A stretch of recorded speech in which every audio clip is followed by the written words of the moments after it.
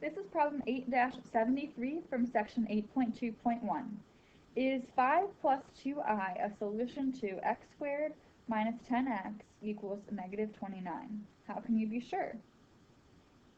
There's two approaches for this problem. One is if you are solving, say, a system of equations and you get x equals 5, how can you check that that's correct? Or if you solve a regular equation, you can check it by plugging it back in. Okay, so I'm going to plug this in for x. So we have 5 plus 2i squared, that was x, minus 10 times 5 plus 2i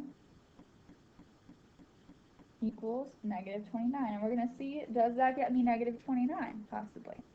Okay. So when I multiply this, be careful to multiply this correctly. It's not just 5 squared and 2i squared.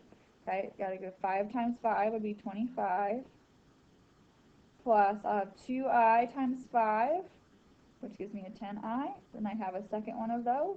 If you want to do your box, you can make a rectangle for this, go ahead. And then I have 2i times 2i, which gives me 4i squared. Okay. Then I'm going to distribute my negative 10, so I have negative 50 minus 20i equals negative 29. Okay, so let's see if we can simplify some things first. So I have a 4i squared. Then let's look at my i's. I have plus 10 minus 20. Those all cancel each other out.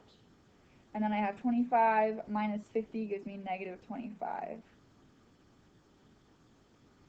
Okay.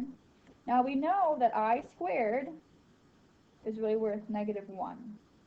So I have 4 times negative 1, which gives me negative 4 minus 25. Does that equal negative 29? Yes, it does. Yahoo! Okay, so we can plug it back in and double check, does it give me a true statement in the end? Another approach to this would be to actually solve this problem using the quadratic formula and see if you get this as an answer.